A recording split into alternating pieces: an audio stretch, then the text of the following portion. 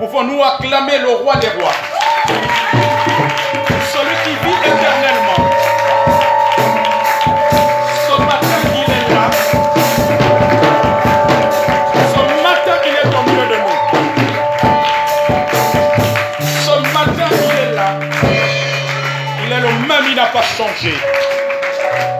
Crois simplement et il va te toucher et te visiter. Je vois des montagnes qui se déplacent ce matin. Je vois des maladies qui disparaissent ce matin. Non seulement en vous, mais dans la vie de votre famille. Je vois son relèvement ce matin. Je vois tout obstacle est anéanti. Si tu crois, la guérison te touche maintenant. Je vois un homme et une femme être guéris ce matin. Je vois Jésus faire une opération chirurgicale dans la vie de quelqu'un. Je vois la révélation de sa parole couler. Je vois les dons spirituels être restaurés, relevés ce matin, par la puissance de son nom. En ce moment, Jésus-Christ, il est en train de pénétrer une vie. Il est à côté de toi. Au nom de Jésus-Christ. Alléluia. Bienvenue à cette 5e phase de l'école de prophètes. Nous poursuivons les caractéristiques d'un véritable prophète. Dans ce programme de l'école des prophètes.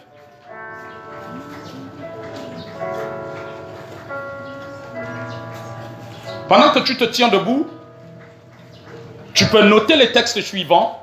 1 Samuel chapitre 19, versets 19 à 23. 1 Samuel chapitre 19, versets 19 à 23.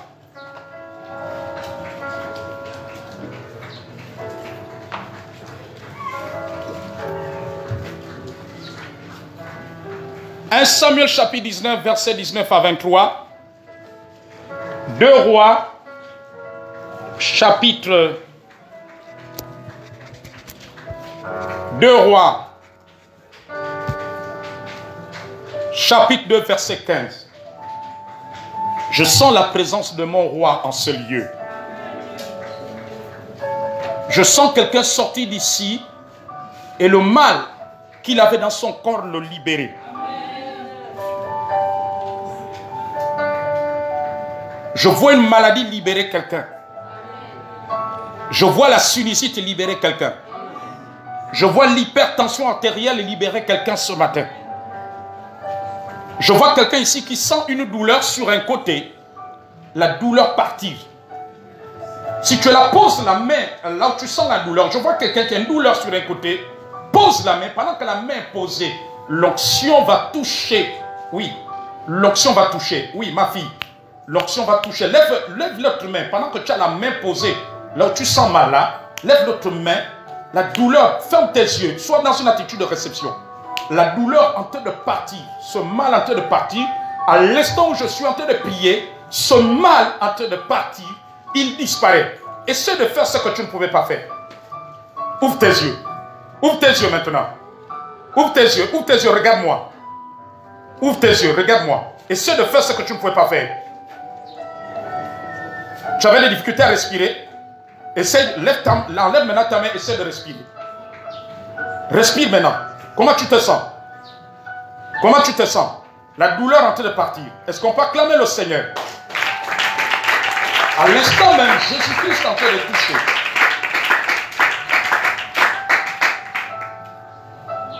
Aucune maladie ne restera dans le corps de quelqu'un ce matin. Aucun serpent mystique ne restera. Il est décapité. Aucune mort au nom de Jésus. Parce que celui qui a vaincu la mort, il est là ce matin. Il a roulé la pierre. Je vois Jésus rouler les pierres ce matin. Devant votre vie, en train de rouler une pierre. Je vois la pierre qui est roulée. Si tu le crois, tu le verras s'accomplir.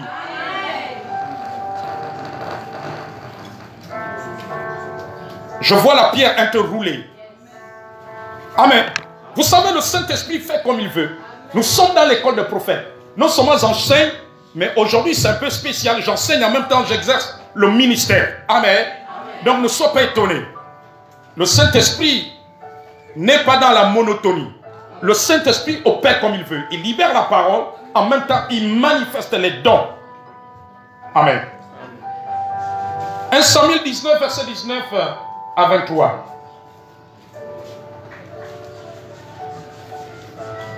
2 Rois, chapitre 2, verset 15. Lisons cette parole.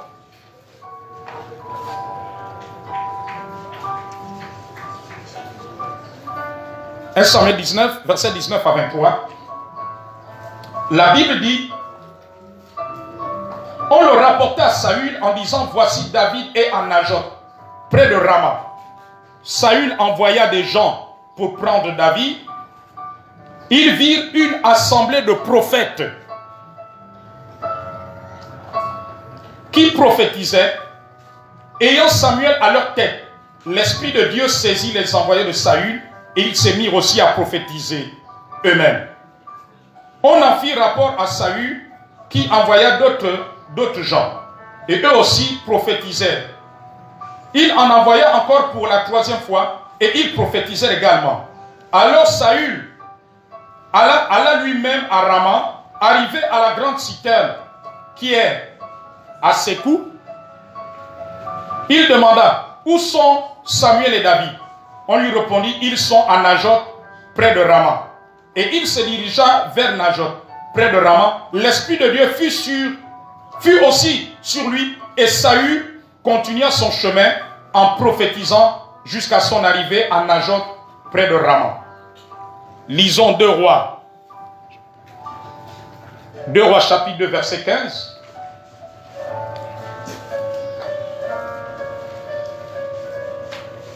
Deux Rois chapitre 2 verset 15. La Bible dit que les fils des prophètes qui étaient à Jéricho, vis-à-vis, l'ayant vu dire, l'esprit d'Élie repose sur Élisée. Et ils allèrent à sa rencontre et se prosternèrent contre terre devant lui. Prenons place. Ce texte nous enseigne quelque chose. Un prophète peut être préparé par un ancien. Élie, le prophète, a préparé Élisée. Élie, le sacrificateur, a préparé le prophète Samuel. Samuel a préparé plusieurs prophètes. Élisée aussi la même chose avec les fils de prophètes. Le mot fils, le mot hébreu qui a donné en français fils, c'est Ben. Et Ben en hébreu veut dire fils ou une troupe de gens, une troupe de personnes. C'est ça que nous avons vu dans 1 Samuel 19, verset 19 à 23, qui parle de l'assemblée des prophètes. Donc, Samuel, qui était prophète, avait préparé d'autres prophètes. La même chose Élisée. Quand on parle des fils de prophètes, c'est une troupe, une assemblée de prophètes qui était préparée. Alléluia. Donc, un prophète peut être préparé par un ancien, par un autre prophète plus expérimenté, plus ancien que lui dans le ministère. Et c'est ce qui s'est passé.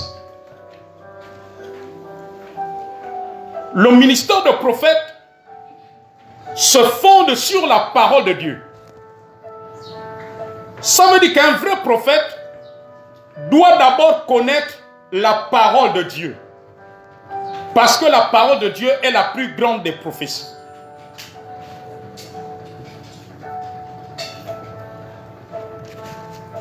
Alléluia. Frère, comment tu t'appelles? Sauveur, tiens-toi un peu debout. Cette année ne finira pas. Suis-moi attentivement. Je vois une bonne nouvelle qui va tomber pour toi. Il y a des portes que tu as frappées qui vont s'ouvrir. Je vois Dieu te disposer des choses en dehors de l'activité que tu fais. Mais je te vois avoir d'autres activités. Parce qu'il y a une indépendance qui arrive fortement dans ta vie. Car j'ai vu que tu as voulu parfois soutenir les gens dans la famille, mais tu étais limité par des moyens. Mais le Seigneur va ouvrir une porte spéciale. Seigneur, bénis-le ce matin au nom de Jésus. Acclame le Seigneur.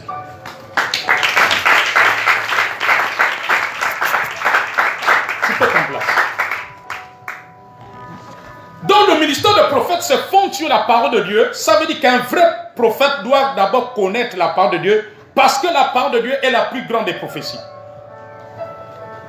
Quand vous avez un prophète qui ne connaît pas la parole de Dieu et qui est là toujours, Dieu m'a dit, je sens, je vois, vous allez remarquer que ce genre de prophète crée généralement beaucoup de déséquilibrés autour d'eux. Amen. Un vrai prophète doit pouvoir connaître la parole de Dieu, être à mesure d'encadrer des gens avec la parole. Alléluia. Et souvent, quand des gens qui se disent prophètes ou prophétesses ne connaissent pas la parole de Dieu, ceux qui sont autour d'eux créent, et plutôt ceux qui sont autour d'eux sont souvent déséquilibrés spirituellement. On va y revenir pendant la séance questions-réponses. Un homme qui est vraiment appelé de Dieu et qui comprend la charge, la responsabilité qui lui incombe, parlera avec beaucoup de responsabilité. Car il comprend ce qu'il en est. Et il doit se fonder sur la parole de Dieu. Alléluia. Amen. Frère, lève-toi encore. Je sens l'onction ce matin. Écoute. Voici ce que Dieu m'a montré. La prochaine fois que tu vas mettre les pieds à Ovendo, je vois une rencontre de faveur. Est-ce que tu comprends? Quelle est la dernière fois que tu étais là-bas? Ça remonte à plus d'1 an. Combien de temps? 2 mois. Ça remonte à 2 mois. Mais Dieu me dit, la prochaine fois, pendant que je suis en train de dispenser le cours, le Seigneur m'a dit que la prochaine fois que tu vas mettre les pieds au Ovendo, il y aura une rencontre favorable. Il y a quelque chose de bénéfique qui va t'être accordé. Ce ne sera plus les autres fois. Le Seigneur me dit, c'est comme lorsque Pierre avait péché toute la nuit, mais quand il est reparti sur la base de la parole de Dieu, il y a quelque chose qui va se produire. Tu comprends ça? Dieu te bénisse. Amen. Nous sommes à l'école des prophètes. Alléluia. Le Saint-Esprit fait comme il veut. En même temps j'enseigne, en même temps je prophétise. C'est l'Esprit qui décide aujourd'hui, en cette 5e phase. Donc ne te pose pas de questions. Alléluia. Qu'est-ce qui est en train de se passer? Ce qui est en train de se passer, nous sommes à l'école de prophètes. Et là où il y a l'école de prophètes, l'Esprit descend. Amen. Lui et moi, on n'a jamais eu d'entretien. Je crois que c'est la 3e fois ou la 2e fois qu'il arrive à l'église. Il ne m'avait jamais dit qu'il était au Ovendo, mais Dieu m'a dit la prochaine fois qu'il ira à Ovendo, il y a quelque chose de bénéfique qui sera. Et lui-même, il a dit que la toute dernière fois qu'il a été, ça remonte à 2 mois. Amen, amen, amen. L'Esprit de Dieu est là ce matin. Et il parle, il fait comme il veut. La parole de Dieu est inspirée de Dieu. La parole de Dieu, c'est la loi et les prophètes. Donc les Saintes Écritures, c'est la loi et les prophètes. La loi, c'est ce qui est écrit par Moïse. Et les prophètes, ce sont les écrits des prophètes. Alléluia. Il y a plusieurs prophètes dans la Bible qui ont écrit des écrits. Donc la parole de Dieu est constituée de la loi et des prophètes. Et que l'Église est bâtie sur l'enseignement des apôtres et l'enseignement des prophètes. Nous ouvrons Éphésiens chapitre 2, verset 20.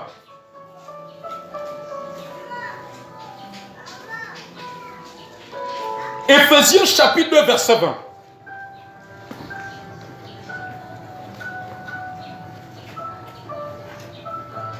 Éphésiens chapitre 2, verset 20.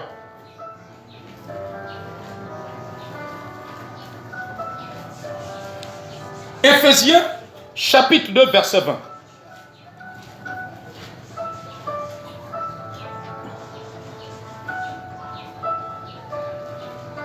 Lisons la parole de Dieu. La Bible dit que vous avez été édifiés sur le fondement des prophètes et des apôtres, Jésus-Christ lui-même étant la pierre angulaire. Prenons place. Donc, ça veut dire quoi? Ça veut dire que l'Église a été bâtie, a été construite sur l'enseignement des apôtres et l'enseignement des prophètes, selon Éphésiens chapitre 2, verset 20. Alléluia. Un vrai ministère de prophète, un vrai prophète doit être capable d'entendre Dieu. Mais celui qui a le don de prophétie, il peut ne pas entendre Dieu. Mais Dieu peut passer par lui comme un canal. C'est pourquoi il peut donner une prophétie en langue sans comprendre ce qu'il dit. Dans lui-même sans comprendre la prophétie. Donc si tu es appelé au ministère de prophète, si tu es un prophète, tu es une prophétesse, tu dois être en mesure d'entendre Dieu te parler. Celui qui a le don de prophétie, souvent n'entend pas Dieu parler, il est simplement un canal, il est seulement inspiré, il est poussé, des paroles viennent et il libère. Mais un vrai prophète doit être capable d'entendre Dieu. Peu importe là où il se trouve, à la maison, à l'église, là où il se trouve, Dieu, il doit être capable d'entendre Dieu parler. Mais celui qui a le ministère de prophète, donc doit entendre Dieu, afin d'être capable d'expliquer ce qu'il dit, afin d'être capable de transmettre la parole de Dieu avec fidélité. Lève-toi un instant. Oh my God. Lève-toi un instant, lève tes deux mains comme ça. Alléluia. Le Seigneur me dit que ne te lasse pas de prier pour ta fille, parce que je vois une forte visitation du Saint-Esprit qui va venir sur cet enfant. Le diable a en train de discuter cet enfant comme il discutait le corps de Moïse avec l'archange Michel. Dieu me dit que plus tu vas prier, ce qui va se passer, c'est ce qui s'est passé dans Acte 12. Lorsque l'église se priait pour Pierre, Dieu envoyait un ange. Parce que cet enfant-là va servir Dieu. Alors le diable a en train de discuter. Dieu me dit que ne te relâche plus avec une rage comme tu ne l'as jamais fait. Comme tu ne l'as jamais fait. Et pendant que je parle, je suis en train de voir quelque chose qui se prépare. Je vois ta famille et la famille de Claude se réunir. Ta famille et la famille de Claude se réunir. Afin de régulariser votre situation. Je vois votre famille se retrouver. Je vois une réconciliation. Je vois cette chose être levée. Je vois quelque chose qui est en train de se faire. Avant ceci, donnez-moi une onction, je vais prier pour elle. Yo Shakanta. Seigneur, alors que je la ouais, la puissance de Dieu tombe sur elle. Quelque chose se passe. Cela vient à l'accomplissement maintenant. Par la puissance du nom de Jésus-Christ. Par la puissance du nom de Jésus-Christ. À cet instant. À cet instant. À cet instant. Et pendant que je te ouais, je vois tes mains entreprendre une activité. Au point que tu ne seras plus à la maison. Tu seras obligé d'avoir quelqu'un qui va garder les enfants. Je vois maintenant. Dieu me dit, il te sort de cette stagnation maintenant. Dans le nom de Jésus, je vois une activité. Je te vois rentrer après cette activité avec ton sac. Les gens ne te verront plus. Les voisins vont se dire, mais on ne te voit plus depuis un moment. Je vois Dieu te l'accorder au nom de Jésus-Christ. Oh,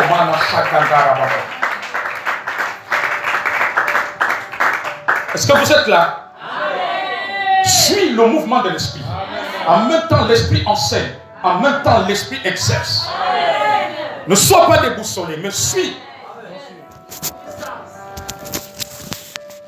Le prophète est un don de Dieu à l'église. Le prophète est une sentinelle parce qu'il veille sur le peuple, sur l'église. Notons Ézéchiel chapitre 33, versets 6 à 7.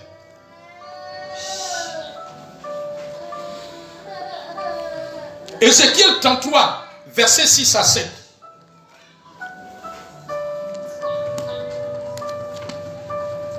Ézéchiel 33, versets 6 à 7.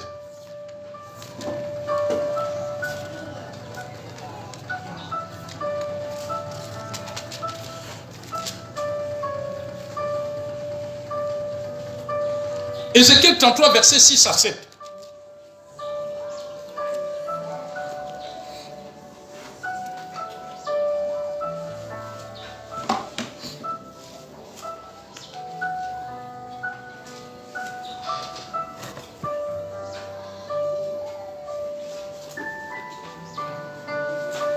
Lisons.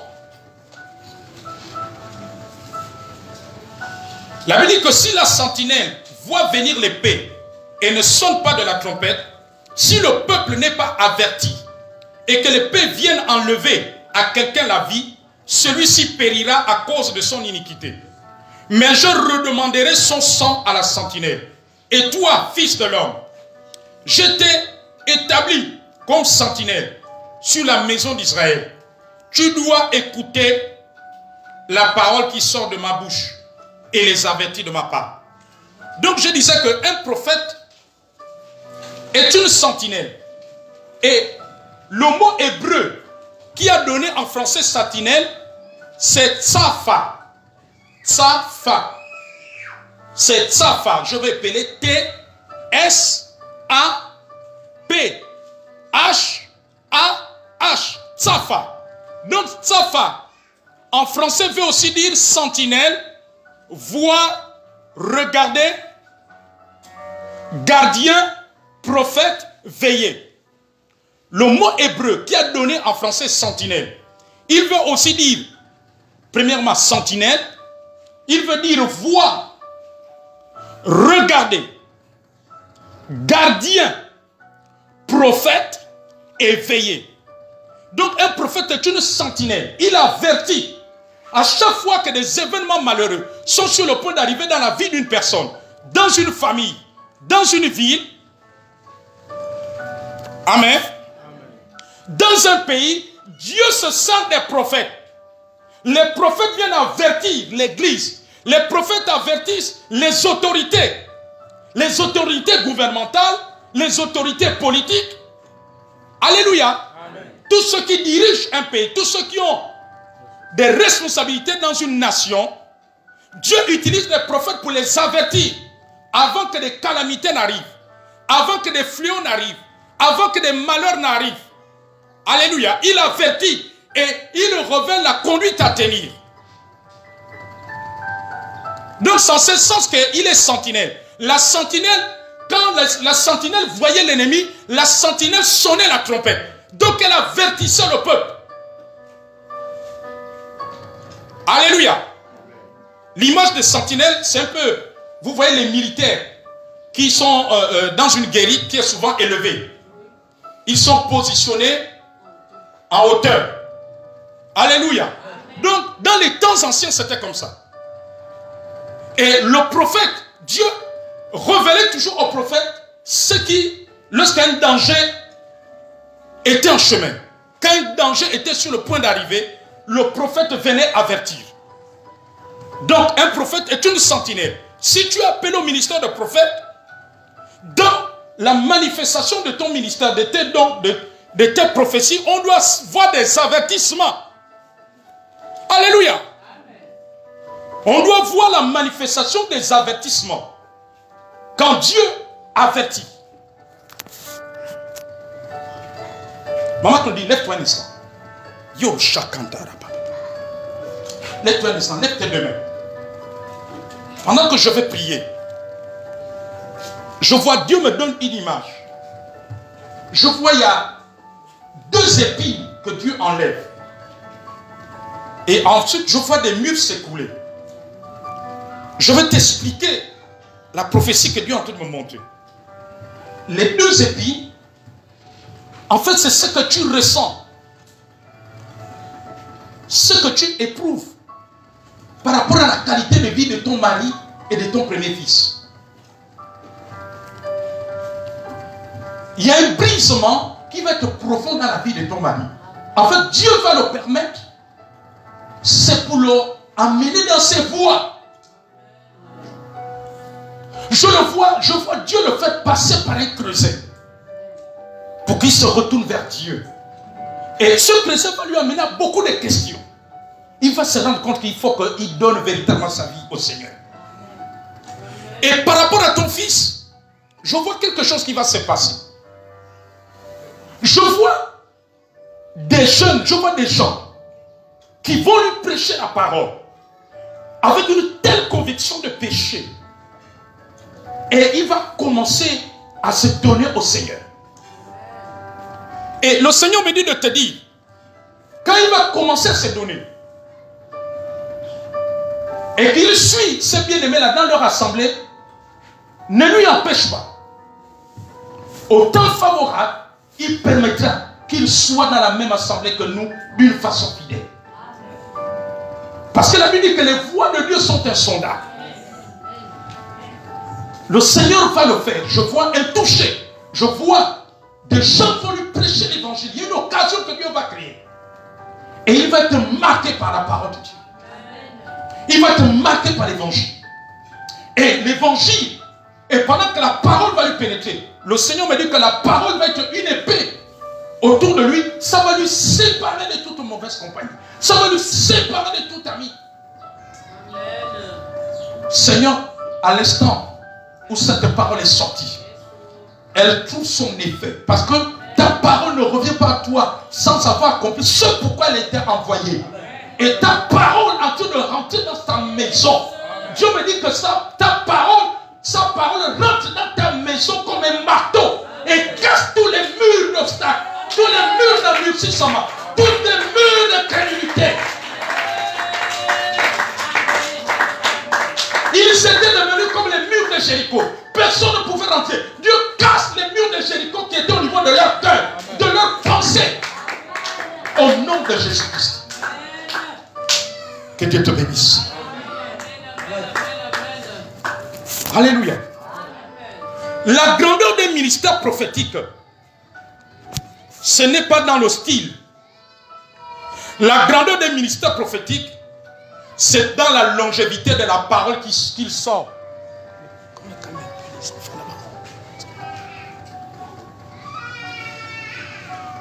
Je reprends. La grandeur des ministères prophétiques, ce n'est pas dans le style. La grandeur des ministères prophétiques, c'est dans la longévité de la parole qu'il sort. Qu'est-ce que ça veut dire? La parole d'un prophète peut courir des décennies, voire pendant des siècles, des générations entières. Alléluia. Non, la grandeur des ministères prophétiques, ce n'est pas dans le style. Amen. Ce n'est pas dans le fait que si ton père s'appelle Mutinga, et je vais te dire, voilà, ton père s'appelle Mutinga, tu vas dire, ah oui. Non, là, ça c'est un grand prophète. Il a révélé le nom de mon père. Ou bien hier, tu as reçu ton oncle, qui s'appelle Mayombo, il avait un haut jaune, un pantalon noir. Ah oui, non, là, ça c'est un grand prophète. Ah oui, parce que hier, réellement, mon oncle est venu, il était habillé comme ça c'est un grand prophète. Non, la grandeur d'un prophète, ce n'est pas dans le style, dans les précisions de prophétie. La grandeur d'un prophète, d'un ministère de prophétique, c'est dans la longévité de la parole prophétique. Dans la parole qu'il sort. Amen. Aujourd'hui, nous vivons des paroles que Daniel a reçues. Quand vous lisez Daniel chapitre 9, Daniel chapitre 11 et chapitre 12. C'est pourquoi, et plutôt c'est pour dire que la prophétie qui sort de la bouche de celui qui est prophète peut courir des générations entières. Amen. Un prophète peut prophétiser 10 de prophéties qui s'accompliront dans 10 ans, dans 20 ans, dans 50 ans, après des siècles. Jérémie, et plutôt Daniel a libéré des prophéties que nous sommes en train d'expérimenter aujourd'hui. Il les a libérées il y a des millénaires. Il y a plus de 1000 ans, plus de 2000 ans, plus de 3000 ans. Amen. Donc les paroles de prophètes peuvent courir des générations et les gens vont se dire, oh, mais ce que ce prophète avait libéré.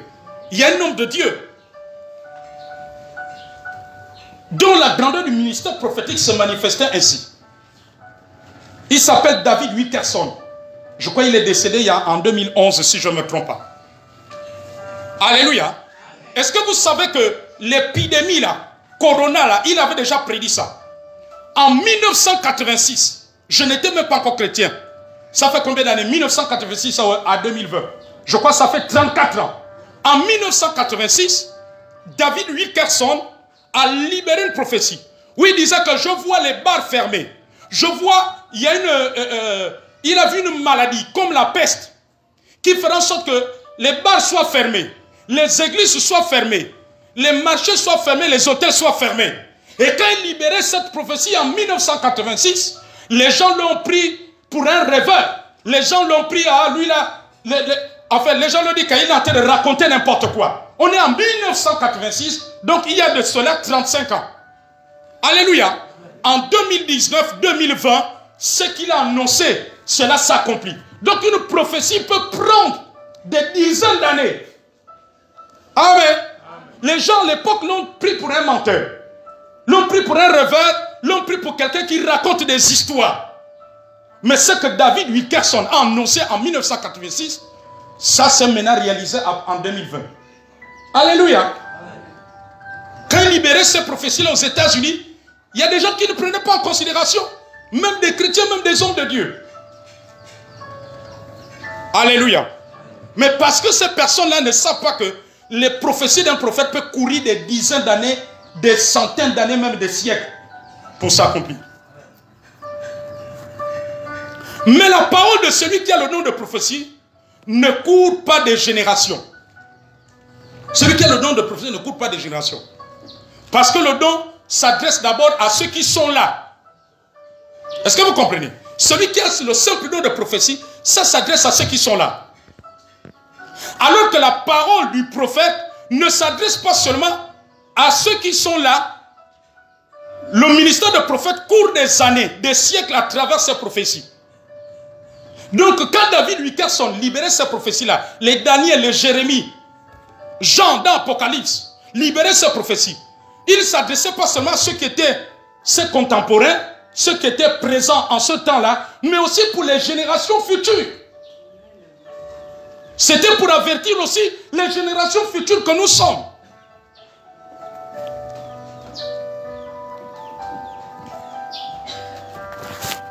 Donc le ministère de prophète court des années, des siècles à travers ces prophéties.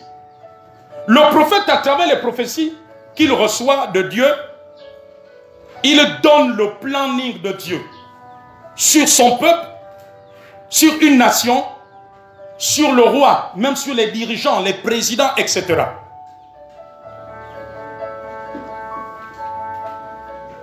Alléluia. Amen.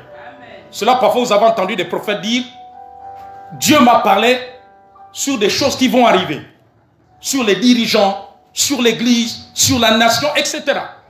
Sur une catégorie de personnes.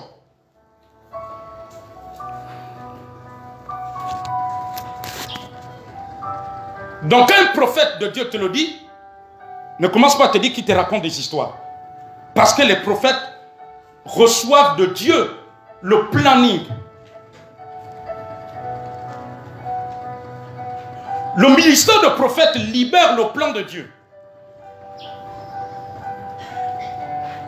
mais encadre aussi l'homme pour la réalisation du plan divin ou de ce qui a été libéré par le Seigneur. Le don peut s'éteindre. Le ministère ne s'éteint que lorsque nous arrêtons de servir Dieu. Dieu établit un prophète pour des saisons bien particulières, avec un message bien particulier, dévoilant le plan de Dieu, la grâce de Dieu, mais aussi dévoilant ce que Dieu veut atteindre comme but.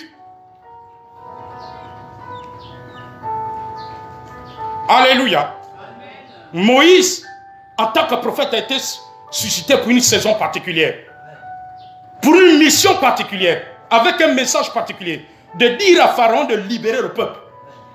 C'était de sortir le peuple de l'Égypte pour le pays de Canaan. Élie, la même chose. C'était pour rétablir l'autel de Dieu. Parce que Jézabel, la femme du roi Akab, avait amené le peuple à adorer les Baals, les dieux Baal et d'Astarté. Élisée était suscité pour une mission spéciale. Samuel aussi. Sa mission, il ne pouvait pas partir sans que David ne soit sur le trône. Jean-Baptiste a été suscité pour préparer la première venue de Jésus-Christ en tant que prophète. Donc le prophète est plus profond que celui qui a le simple don de prophétie.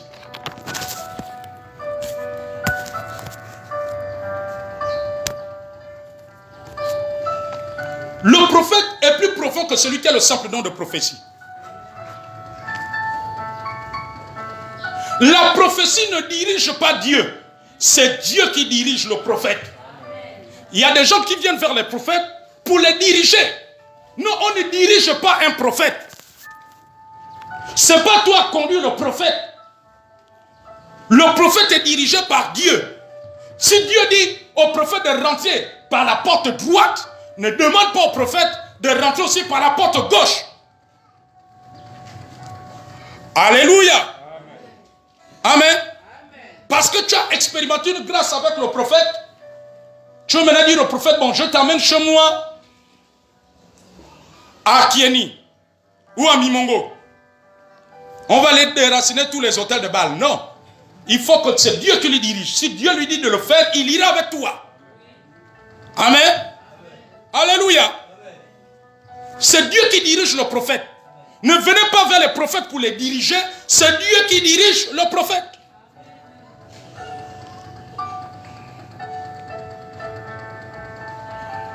La prophétie vient de Dieu. Et celui qui nous dit quoi dire, comment le dire, quand le dire et pourquoi le dire.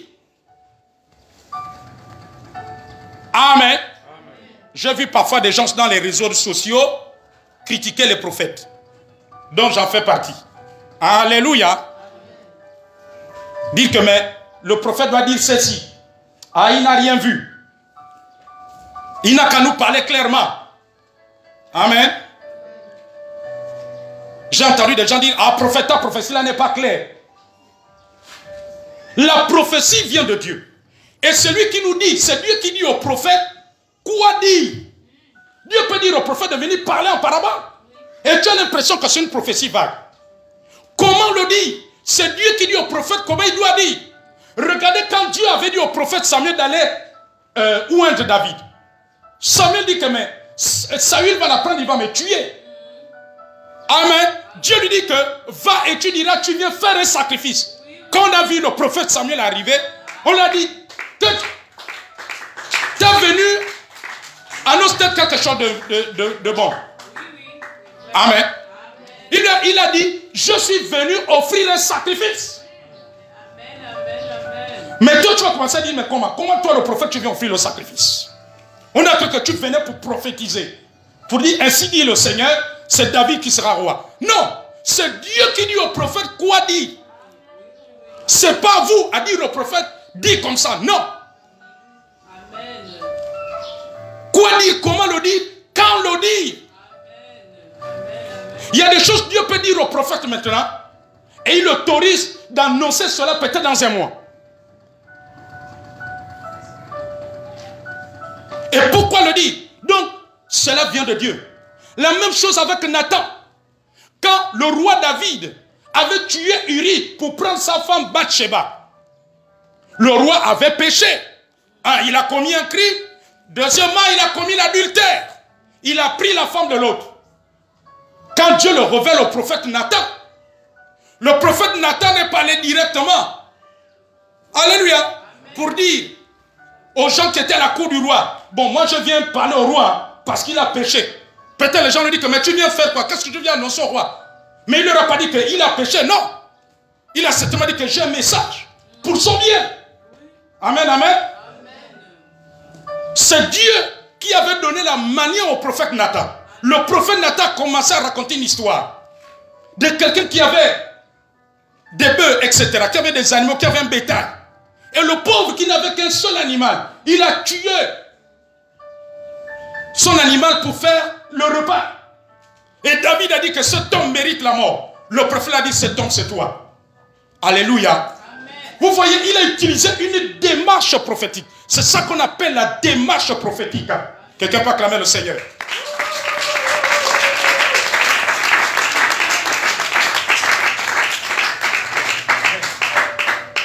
Parce que c'est Dieu qui fixe l'objectif de la prophétie. On ne libère pas la prophétie pour impressionner les gens. Amen. Oui.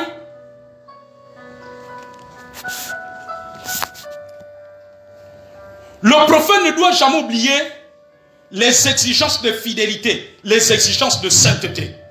Donc si tu es prophète, prophétesse, n'oublie pas les exigences de fidélité, les exigences de sainteté. Tu ne dois pas les oublier.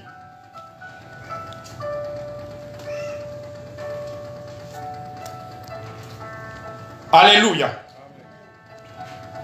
Anastasie, lève-toi un peu, avance ici. Mets-toi la lèvre tes deux mains. Il y a quelque chose qui arrive dans votre famille. Je vois, vous avez été comme oublié dans votre famille, du côté paternel. Vous savez, quand un chef de famille quitte ce monde, il y a des choses bizarres qui arrivent dans certaines familles. Mais Dieu me dit de te dire, il se manifeste dans votre famille comme votre père. Ce que votre père n'a pas pu faire de son vivant, lui, il va le faire. Il va combler le rejet, les frustrations que vous avez subies, les humiliations que vous avez subies avec votre mère. C'est ce que j'entends Dieu me dire ce matin. Et tous ceux qui vous ont méprisé vont être surpris dans votre famille. Je vois cela arriver. Dieu va surprendre beaucoup de personnes de votre famille paternelle. Si c'est faux, dis-moi que c'est faux. Alléluia. Je vois Dieu ôter le propre.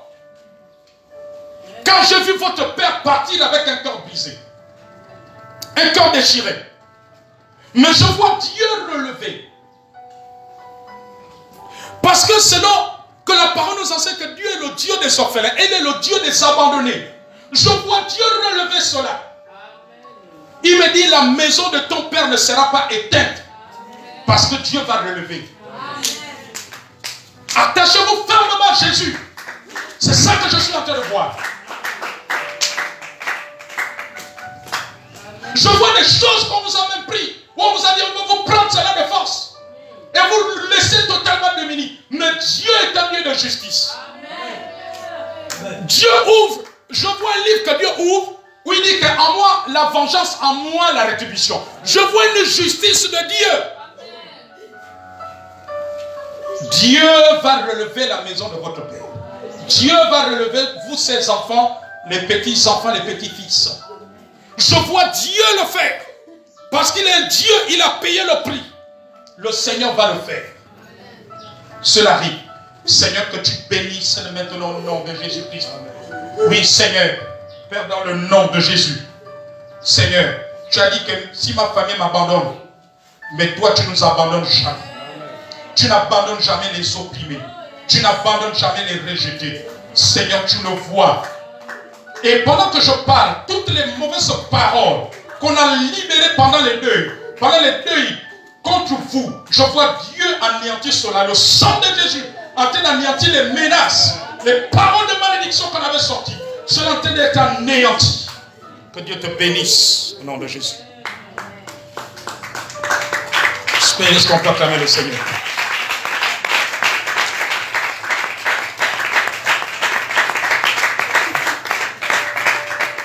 Elle est sous l'émotion, l'onction, c'est normal. Alléluia. Vous savez, quand Dieu parle, c'est souvent fort. Amène-la tout doucement. Ces pleurs-là vont se transformer en pleurs de joie, ma fille. Pendant que tu verses les larmes seront essuyées par la transformation du Seigneur. Je vois cela. Je vois le Seigneur le faire. Là où on avait enterré votre destinée, cela est ressuscité par la puissance de Jésus-Christ. Dieu va restaurer là où il y a eu les coups durs. Dieu, je vois la guérison du Seigneur. Il est celui qui guérit les cœurs brisés. Il guérit. Oh my God, ce que Jésus fait est trop bon. C'est merveilleux. Alléluia. Un vrai prophète fait toujours face à deux choses. Il y a des gens qui diront toujours du bien de lui et des gens qui diront du mal de lui. Est-ce que quelqu'un me suit? Il y a des gens qui croiront à son ministère. Il y a des gens qui ne croiront pas. Il y a des gens qui auront de la considération. Il y a ceux qui le mépriseront. Il y a ceux qui croiront en ces prophéties et d'autres qui ne croiront pas, qui remettront en cause son ministère, qui manifesteront de la contestation. Lisons Jérémie 26, versets 7 à 16. Bon, notez d'abord les textes. Jérémie 26, versets 7 à 16.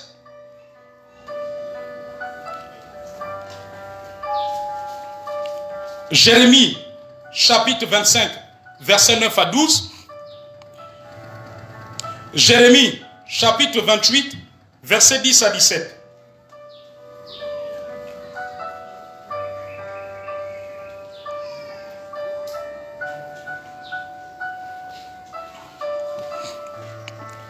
Jérémie, chapitre 28, versets 10 à 17.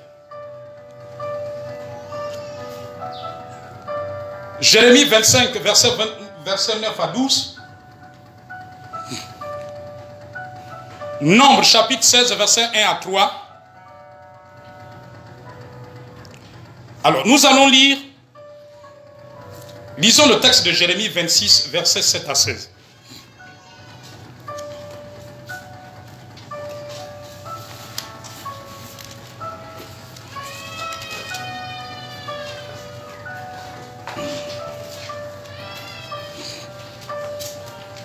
Jérémie 26, verset 7 à 16. Voici ce que dit la parole de Dieu. Les sacrificateurs, les prophètes et tout le peuple entendirent Jérémie prononcer ces paroles dans la maison de l'Éternel. Et comme Jérémie achevait de dire tout ce que l'Éternel lui avait ordonné de dire à tout le peuple, les sacrificateurs, les prophètes et tout le peuple se saisirent de lui en disant: tu mourras. Pourquoi prophétises-tu au nom de l'Éternel, en disant cette maison sera comme Silo, et cette ville sera dévastée, privée d'habitants? Tout le peuple s'attroupa autour de Jérémie dans la maison de l'Éternel. Lorsque les chefs de Juda eurent appris ces choses, ils montèrent de la maison du roi à la maison de l'Éternel et s'assirent à l'entrée de la porte neuve de la maison de l'Éternel. Alors les sacrificateurs et les prophètes parlèrent ainsi aux chefs et à tout le peuple. Cet homme mérite la mort, car il a prophétisé comme cette ville, comme vous l'avez entendu de vos oreilles. Jérémie dit à tous les chefs et à tout le peuple, l'Éternel m'a envoyé pour prophétiser contre cette maison et contre cette ville, toutes les choses que vous avez entendues. Maintenant, reformez vos voix et vos œuvres. Écoutez la voix de l'Éternel, votre Dieu. Et l'Éternel se repentira du mal qu'il a prononcé contre vous. Pour moi, me voici entre vos mains. Traitez-moi comme il vous semblera, et bon et juste. Seulement sachez que si vous me faites mourir, vous chargez du sang innocent, vous, cette ville et ses habitants. Car l'Éternel m'a véritablement envoyé vers vous pour prononcer à vos oreilles toutes ces paroles. Les chefs et tout le peuple dirent aux sacrificateurs et aux prophètes, cet homme ne mérite point la mort, car c'est au nom de l'Éternel notre Dieu qu'il nous a parlé. Prenons place. Alléluia. Je disais qu'un vrai prophète fait face à deux choses. Il y a des gens qui diront toujours du bien de lui et des gens qui diront du mal de lui.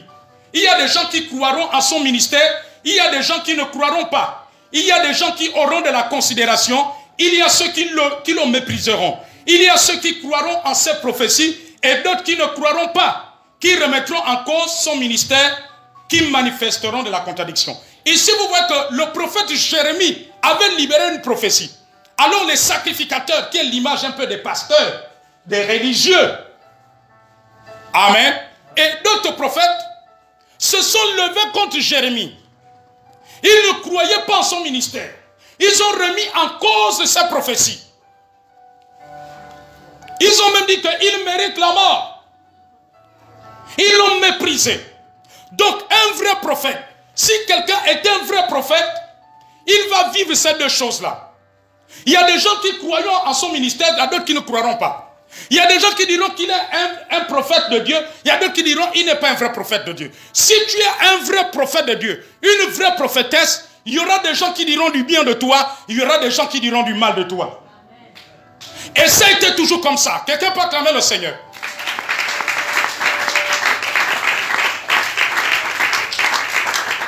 Écoutez-moi. Tout vrai prophète passe toujours par cette étape. Regardez dans les réseaux sociaux. Il y a des gens qui croient à mon ministère de prophète. Quand vous lisez les commentaires des gens sur Facebook, il y a des gens qui croient à mon ministère, il y a des gens qui ne croient pas. Il y en a qui disent que le haut prophète, tu n'as rien vu.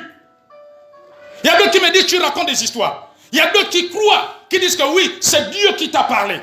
Amen, amen, amen. Donc si tu vois cela, mon fils, ma fille, ne sois pas déphasé. Si je suis réellement un vrai prophète, il y a des gens qui diront du bien, il y a des gens qui diront du mal. Il y a des gens qui croiront en mes prophéties, il y en a qui ne croiront pas. Alléluia. Il y a des gens qui croiront en mon ministère, d'autres qui me mépriseront.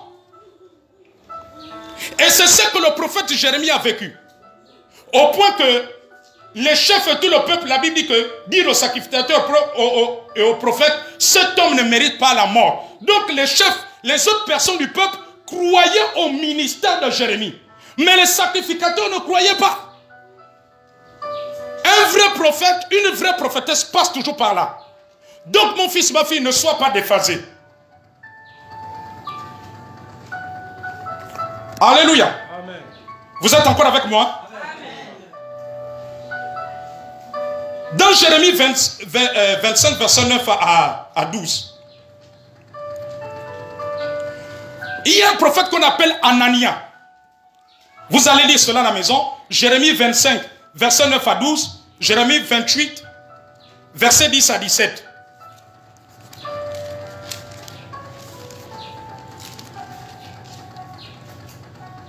Nous lisons quand même Jérémie 25, verset 9 à 12.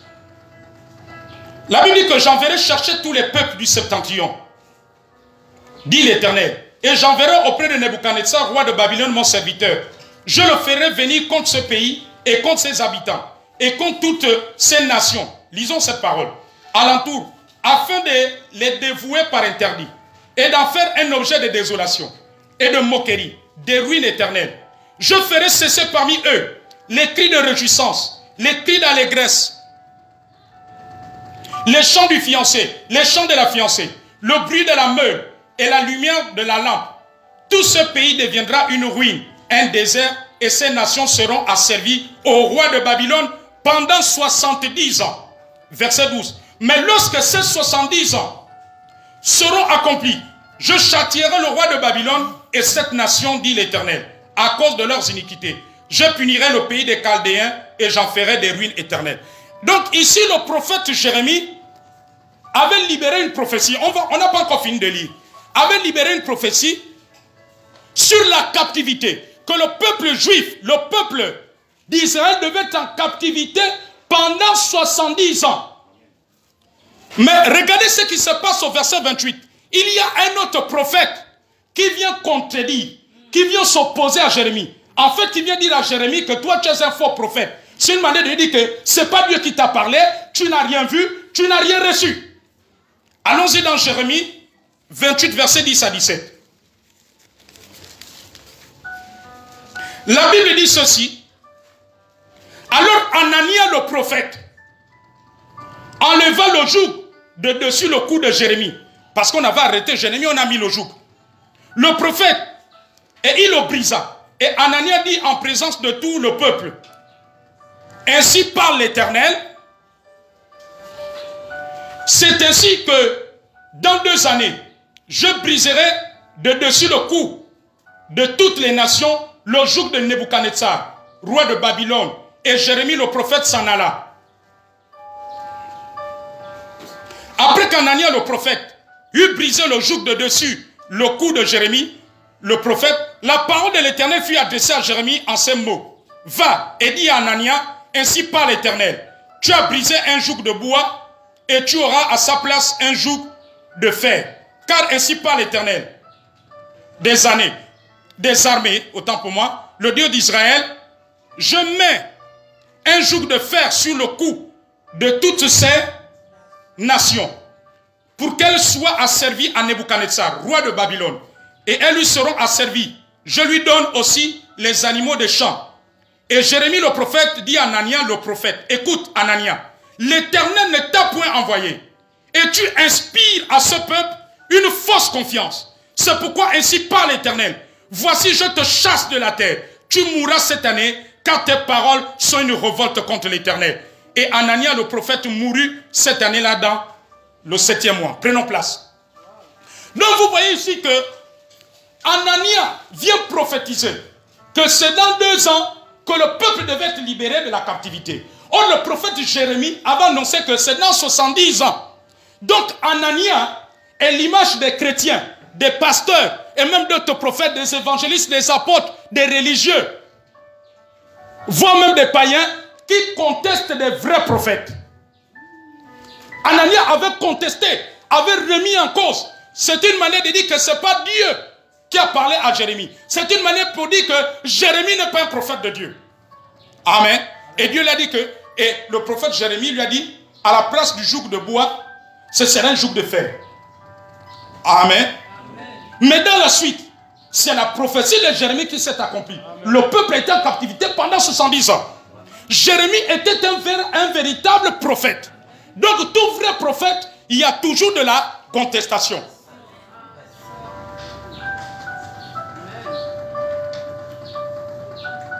Dans Ésaïe 38, versets 1 à 8, le roi Ézéchias croyait et considérait les prophéties ainsi que le ministère du prophète Ésaïe. Amen. Quand Dieu a dit à travers Ésaïe au roi que tu mourras, qu'est-ce que le roi a fait? Le roi est rentré dans la repentance. Le roi est allé supplier Dieu.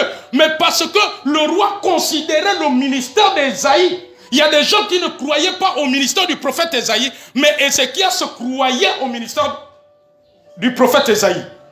Et quand il est allé s'humilier, Dieu lui a ajouté encore des années de vie. Alléluia. Dieu a reculé l'ombre de 10 degrés. Donc Dieu l'a ajouté des années de vie.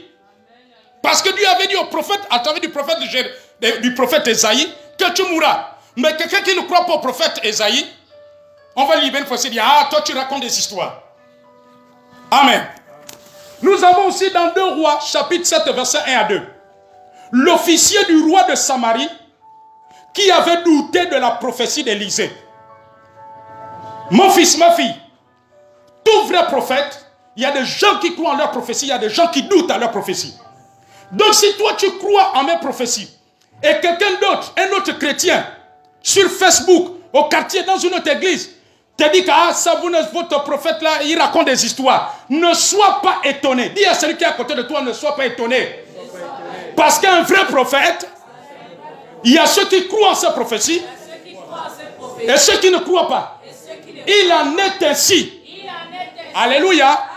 Ce n'est pas une affaire d'aujourd'hui. Ça date depuis longtemps, depuis que les prophètes de Dieu existent sur la terre. Les Jérémies ont été contestés. Les Isaïe ont été contestés. Mais c'était des vrais prophètes. Si tu vois un vrai prophète, tout le monde dit du bien de lui, c'est que ce n'est pas un vrai prophète. Quelqu'un peut acclamer Jésus. Alléluia. Jésus n'a-t-il pas dit que quand tout le monde dira malheur à vous si tout le monde dit du bien de vous?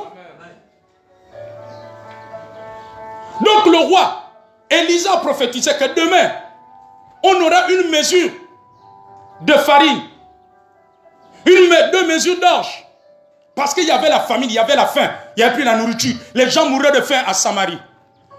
L'officier du roi, sur la main duquel le roi s'appuyait, s'est moqué du prophète. En fait, il a remis en cause le ministère du prophète Élisée. Il a douté de ses prophéties. Il a dit que même quand Dieu mettait des fenêtres au ciel, pareille chose arrivera-t-elle. Alléluia. Il a mis en cause. Mais ce que le prophète avait annoncé, c'est réalisé. Donc il s'est opposé au ministère d'Élisée. On a la même chose dans 1 Roi chapitre 22, verset 1 à 8. 1 Roi chapitre 22, verset 1 à 8. Le roi d'Israël qui haïssait le prophète Michée. Un jour, le roi Josaphat, qui est roi de Juda, est venu voir le roi Akab pour qu'il monte à Ramoth en Galade. Il devait attaquer notre pays qui avait assiégé Ramoth en Galade. Et Josaphat a dit que consultons la parole de l'Éternel. Il y a des prophètes qui sont venus. Ils ont dit monte. Et le roi Josaphat a dit qu'il n'y a-t-il pas un autre prophète? Mais le roi d'Israël lui a dit, il y a un autre prophète qu'on appelle Michée, mais je le hais. Il ne dit rien de bon. Ça veut dire que le prophète, plutôt le roi Akab, doutait du prophète Michée. Le prophète Michée était réellement un prophète de Dieu. Mais il y a ceux qui croyaient en son ministère, d'autres qui ne croyaient pas. Il a dit que lui ne dit rien de bon. Amen. En fait, il ne considérait pas ses prophéties. Alléluia. Donc, tout vrai, véritable prophète, si tu es un vrai prophète, tu es une véritable prophétesse, il y a des gens qui diront du bien, il y a des gens qui diront du mal. Si je suis un vrai prophète, ne soyez pas étonnés que des gens sur Facebook croient en mon ministère et d'autres disent que je ne suis pas un prophète, ce que je libère là, ce n'est pas une prophétie. Ne soyez pas étonnés et ne soyez pas déphasés. Est-ce que vous comprenez? Ne sois pas déphasé. Un chrétien d'une autre église, sur Facebook, sur WhatsApp, va te dire, ah, votre prophète là, ce n'est pas un prophète. Ne sois pas étonné. Toi, tu crois. Gloire à Dieu. Si toi, tu crois mon ministère, lui, il n'est pas obligé de croire. Tu passes ton chemin. Ne discute pas beaucoup avec lui. Dis-lui que moi, je crois en son ministère, c'est un prophète. Toi, tu ne crois pas, reste dans ton coin. Donc, tu ne dois pas être déphasé. Aujourd'hui, on a beaucoup de chrétiens qui sont déphasés. Il croit au ministère d'un prophète. Il est dans l'église d'un prophète. Il croit en son ministère. Il suffit qu'un autre chrétien dehors, un autre chrétien sur Facebook, dit que ce n'est pas une prophétie, ce n'est pas un prophète. La personne est déjà déphasée. Elle quitte même l'église. Mais c'est parce que tu n'as pas compris qu'un vrai prophète, il y en a qui diront du bien, d'autres qui diront du mal. Il y en a qui croiront en son ministère, d'autres qui ne croient pas, qui ne croiront pas. Et ça a été toujours ainsi depuis que Dieu a suscité les vrais prophètes. Tous les prophètes de Dieu, il y a ceux qui croient en eux, il y a ceux qui les contestent. C'est comme ça, c'est une loi. C'est pour cela qu'on vous enseigne pour que vous ne soyez pas déphasés. Alléluia. Je me souviens, il y a un bien-aimé, il marchait avec quelqu'un qui contestait mon ministère. Amen. Il lui disait toujours, ah, ne le suis pas, ne crois pas en lui. Il s'est autoproclamé prophète. Alléluia. Amen. Mais au fur et à mesure qu'il lui disait ça, le bien-aimé là se rendait compte que beaucoup de mes prophéties étaient avérées, beaucoup de prophéties s'accomplissaient. Maintenant, c'était un conflit entre les deux. Il a dit que non, non, non. Toi, ce que tu me dis là, ça c'est des histoires. Il a annoncé telle chose, ça s'accomplit. Il a dit telle chose, c'est vrai. Et toi, tu me dis que je ne dois pas croire dans son ministère. Si toi, tu ne veux pas croire dans son ministère, passe ton chemin. Moi, je continue à croire au ministère du prophète.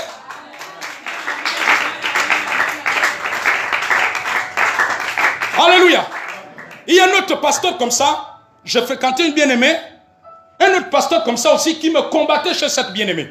Mais au finish, alléluia, la bien-aimée là s'est rendue compte que les prophéties que je libérais sur elle, quand le pasteur l'a passé, il me contestait. Il remettait en cause mon ministère. Mais la sœur se rendait compte que beaucoup de prophéties que je libérais étaient confirmées et beaucoup s'accomplissaient. Alléluia. Je me souviens d'une des prophéties que j'avais libérées à cette sœur. Pendant qu'elle travaillait dans une entreprise privée, un jour j'arrive chez elle. Dieu me dit de lui dire que bien-aimé, je vois tu vas terminer ta carrière dans la fonction publique. Je vois une porte qui s'ouvre pour toi. Tu quitteras le secteur privé pour la fonction publique. Amen. Et 2 ans, 3 ans après, ça s'est réalisé. Amen. Alléluia. Dieu l'a ouvert une porte au travers de quelqu'un qui l'a dit amène ton dossier. Et aujourd'hui, au moment où je vous parle, cette sœur n'est plus dans le privé. Elle est maintenant fonctionnaire. Elle est dans la fonction publique. Quelqu'un peut acclamer le Seigneur. Alléluia. Alors, aujourd'hui, cette sœur, ses relations avec ce pasteur ne sont plus au beau fixe. Ils se sont même presque séparés. Amen, amen. Mais cette sœur continue à m'appeler. Alléluia. Cette sœur continue toujours à être en contact avec moi. Alléluia. Parce qu'elle croit en mon ministère. Alors, elle a préféré se séparer de ce pasteur-là qui ne croit pas en mon ministère parce qu'elle a vu des choses se réaliser. Vous êtes encore avec moi? Je me rappelle que quand nous étions au PK9, il y a une sœur en Christ qui a quitté l'église avec sa famille. Mais elle a quitté l'église parce qu'elle était ignorante. Vous savez, c'est l'ignorance qui rend les chrétiens stables. Elle a quitté l'église avec sa famille à cause des mensonges. Quelqu'un lui a dit que non, votre prophète là, David Eli, votre prophète, c'est un ancien ganga. Avant, il initiait les gens. Il est même sorti dans un journal. Quand la sœur a entendu ça, et pourtant quand elle venait à l'église, elle croyait en mon ministère. Je l'ai même vu plusieurs fois témoigner, où elle a témoigné des miracles de Dieu, des miracles qu'elle a expérimentés à l'église. Mais quelqu'un dehors lui a dit que non, votre prophète là c'est un ancien ganga, il initiait les gens. Ne part plus dans son église. Elle a été déphasée. Mais elle a été déphasée, c'est parce qu'elle ne connaît pas cet enseignement. Elle ne sait pas qu'un vrai prophète, il y en a qui diront du bien, il y en a qui diront des mensonges sur lui. Alléluia. Donc ma fille, mon fils, ne sois pas étonné si des gens disent des mensonges sur moi. C'est la preuve que c'est que Dieu m'a appelé. Il faut qu'il y ait des gens qui disent du bien, d'autres qui disent du mensonge. Alors la sœur en Christ, sans réfléchir, a quitté l'église. Au point que la personne lui a dit que le prophète David Eli, moi je suis sorti même dans un journal. Mais le journal, quel journal? Le Nganga, le Mutuki, je ne sais lequel. Amen, amen. Vous savez les choses du quartier. Même en droit, là, le droit parle de la présomption d'innocence. Au tribunal, tu ne peux pas aller dire au juge là-bas que non, le prophète là c'est un Nganga. Le juge va te dire, apporte-moi les preuves. Parce qu'en droit, il y a ce qu'on appelle la présomption d'innocence. C'est-à-dire que quelqu'un est innocent jusqu'à ce que vous apportez les preuves. Tant qu'il n'y a pas de preuves, on ne peut pas croire à ce que tu dis. Ça, c'est les histoires du quartier où les gens, tout ce qu'on vous dit, vous croyez. Mais au tribunal, ce n'est pas comme ça. Alléluia. Le droit, ce n'est pas comme ça. Tu vas dire que quelqu'un t'a volé de l'argent. Il faut que tu amènes les preuves. Tu ne vas pas dire, monsieur le juge, mettez-le en prison, il m'a volé de l'argent. Sur quelle base? Ah non, il y a ce qu'on appelle la présomption d'innocence. Tout citoyen bénéficie de ce qu'on appelle la présomption d'innocence. Jusqu'à ce que tu rapportes des preuves qui attestent sa culpabilité. Alléluia. Donc, la sœur en Christ sans vérifier. Quel est le journal qui a parlé de ça? Oh, j'étais ancien ganga. J'étais un ganga où? Où est-ce que j'initiais les gens? Ma maman est là. Mes parents vivent encore. Ils peuvent vous dire si j'étais un ancien ganga. Où est-ce que j'initiais les gens? Le temple là se trouve où? Il faut amener les preuves. Des photos que vous m'avez filmées que j'étais d'abord un ganga. Alléluia. Amen. Dis avec moi, ces choses doivent arriver. À tous ceux qui sont vrais prophètes. Dans mon fils, si je suis vrai prophète, il y aura des gens qui diront des mensonges. Il y aura des gens qui confirmeront mon ministère. Quelqu'un peut acclamer Jésus.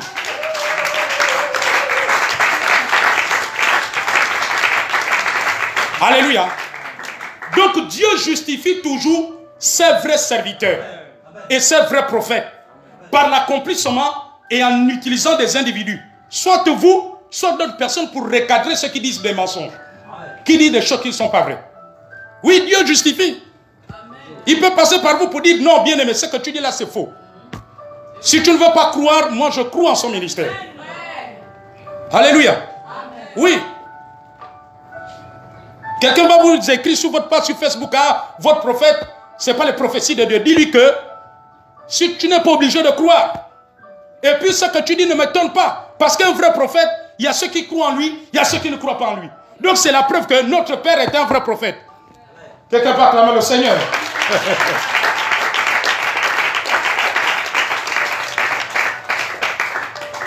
Je me souviens d'une histoire dans une ville de l'intérieur. Une maman qui me connaissait, quand elle me voit là, oh, prophète! Elle dit aux gens, lui là, ça c'est un vrai prophète. Oh. Elle va dans une ville. Elle va dans une ville de la place. Elle est allée me saccager là-bas. Pour dire que s'il vient ici ne recevait pas, ce n'est pas un prophète de Dieu. C'est comme ça qu'un pasteur de cette ville appelle un autre pasteur qui me connaissait. Il a dit, oh, mais il y a un prophète à Libreville qui s'appelle tel. Il paraît que ce n'est pas un prophète de Dieu. Il dit, qui t'a dit ça, c'est tel. Oh, ne le suis pas. Ce prophète-là, moi je l'ai observé, c'est un prophète de Dieu. N'écoute pas les mensonges que cette maman a dit. Mais cette maman-là, quand elle est revenue dans la ville, là, on se retrouve à Libreville, quand elle me voit, oh, prophète de Dieu. Alléluia. Dieu s'est servi d'un autre servant de Dieu pour me justifier, pour dire que ce qu'a dit là, c'est des histoires. Alléluia. Donc cela ne doit pas vous étonner. Un vrai prophète, il y a des gens qui diront du bien, des gens qui diront du mal. Et ça a été toujours comme ça. Depuis que le monde existe, dans tous les continents, dans tous les pays, les vrais prophètes, il y a ceux qui croient en eux, il y a ceux qui ne croient pas. Il y a ceux qui remettent en cause leur ministère, il y a ceux qui croient en leur ministère. Il y a ceux qui doutent de leur prophétie, il y a ceux qui ne doutent pas. Ça a été toujours comme ça. Donc ne sois plus déphasé. Si tu vois quelqu'un parler mal de moi sur Facebook, mon fils, ma fille, ne sois pas étonné. Si je suis vrai prophète, il y a des gens qui diront du bien, il y a des gens qui diront du mal. Il y a des gens qui diront, qui croiront au ministère, il y a ceux qui diront des mensonges sur moi. Il y a ceux qui vont remettre en cause mon ministère, parce que ça a été toujours ainsi. Même Moïse, prophète de Dieu, a été remis en cause par Dathan, Abiram, et qui ne croyait pas en son ministère. Quand Moïse disait que telle chose va arriver, les Dathan, Corée, Abiram se révoltaient pour dire au peuple, il ne faut pas suivre ce Moïse-là. Ça a été toujours comme ça. Lisez l'histoire de tous les prophètes dans la Bible. Tous les vrais prophètes de Dieu ont été toujours persécutés. Il y a ceux qui disaient du bien, il y a ceux qui disaient du mal. Pourquoi Jésus a pleuré sur Jérusalem? Il a dit, Jérusalem, Jérusalem, toi qui lapides et qui tues les prophètes qui te sont envoyés. Ceux qui tuaient les prophètes, qui les lapidaient. Aujourd'hui, la lapidation, c'est avec quoi? C'est avec les critiques. Aujourd'hui, ils tuent avec la parole, avec les mensonges, pour détourner les brebis. Oh, on ne va plus dans l'église là. Comme cette sœur-là, elle est sortie de l'église avec toute sa famille. Amen, amen. Ça a été toujours comme ça. C'est pour cela que tu dois être enseigné. Donc ne sois plus déphasé. Ne sois plus déséquilibré. Un vrai prophète, il y a ceux qui diront du bien, il y a ceux qui diront du mal. Amen. Amen. Quelqu'un peut acclamer Jésus-Christ.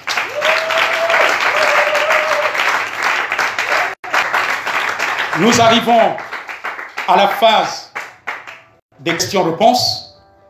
Quelqu'un a une question sur l'enseignement de ce jour?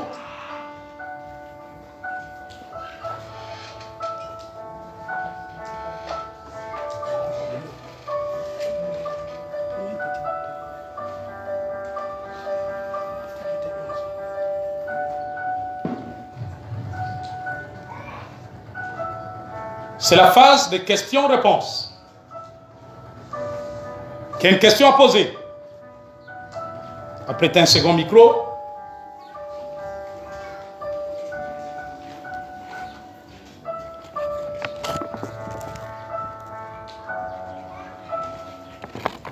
Nous sommes en train de terminer progressivement les caractéristiques du ministère de prophète.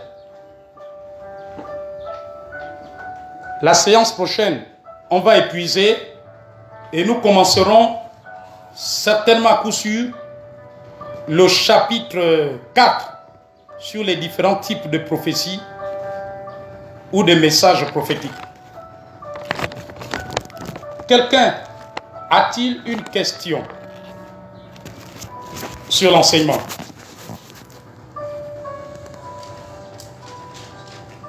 J'attends vos questions. Donc l'enseignement a été limpide, a été clair.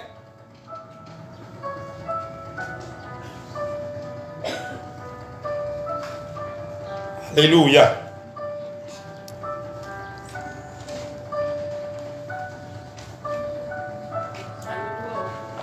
Un doigt. Passez le micro là-bas.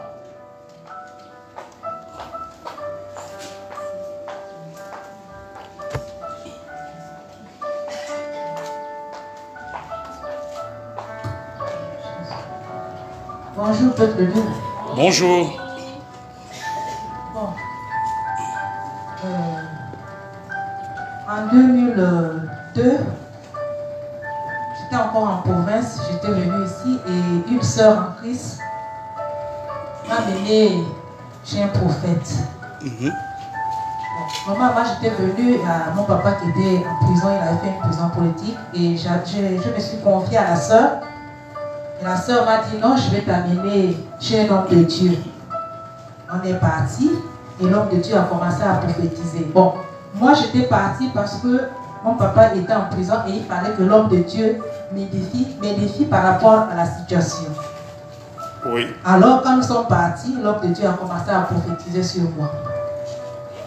Il m'a dit, ma vie est bloquée. Si ma vie est bloquée, c'est ma grand-mère qui m'a élevé, qui a bloqué ma vie. Donc, il a commencé à prophétiser sur ma grand-mère, la mère de papa qui m'a élevé. Et pendant qu'il était en train de prophétiser, vraiment, je n'étais pas convaincue. Et séance tenante, j'ai demandé à l'homme de Dieu de stopper. Alléluia. Amen. J'ai demandé à l'homme de Dieu de stopper. J'ai dit, prophète, vraiment, je suis désolée. Parce que tout ce que vous me dites, je ne le trouve pas dans ça.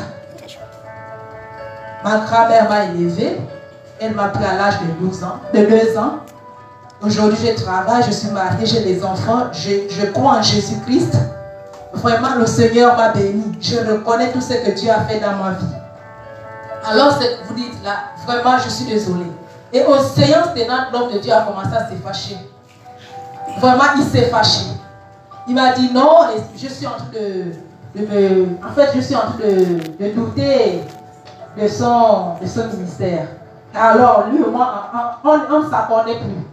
Du coup, il y avait l'incompréhension. Et même la sœur qui m'a aidé était dessus de moi. Parce qu'elle ne pouvait pas imaginer que je pouvais me comporter comme ça. Alors, je voudrais un peu, est-ce que c'est moi qui suis rebelle? Est-ce que je n'ai pas cru au ministère de l'homme de Dieu? Vraiment, je voudrais un peu être édifié par rapport à ça, parce que ce n'était pas vraiment facile pour moi. Alors, la Bible dit dans 1 Thessaloniciens, chapitre 5, ne méprisez pas les prophéties, examinez-les. Alléluia. Voilà pourquoi les prophètes souvent, parfois, d'autres ils s'arrêtent, ils posent la question si ce qu'il dit, c'est vrai ou faux. Le plus souvent, les prophètes de Dieu, c'est ce qu'ils font. Si c'est vrai ou faux, si c'est faux, tu dis que c'est faux. La Bible dit, ne méprisez pas, mais on examine la prophétie. C'est-à-dire qu'on voit si la prophétie est conforme à ce que j'ai vécu. Donc on vérifie cela. Donc la meilleure attitude n'est pas de se fâcher. Donc quand nous allons... Parce que dans bientôt on va aborder les prophéties. On va voir l'attitude de la prophétie. Comment un chrétien quelle attitude qu'un chrétien doit avoir quand une prophétie sort. Donc la Bible nous recommande d'examiner les prophéties. Donc c'est dans tes droits d'examiner une prophétie. Si quelqu'un, un prophète, vient prophétiser sur toi que hier ton mari t'a bastonné, alors que hier il ne t'a pas bastonné, tu vérifies, tu as le droit de dire que non, cette prophétie-là n'est pas conforme, je n'ai pas été bastonné hier. Donc la Bible dit d'examiner. Examiner, c'est-à-dire qu'on vérifie. Est-ce que ce qui est annoncé dans la prophétie, c'est réellement ce qui s'est passé hier? Donc c'est ça. Donc c'est dans le droit du chrétien de vérifier une prophétie. C'est de vérifier toujours. Et c'est pour cela qu'il y a des prophètes qui demandent toujours aux gens de confirmer. Si c'est vrai, si c'est vrai, c'est vrai. Si c'est pas vrai, tu dis que c'est pas vrai. Amen. Ok. Question?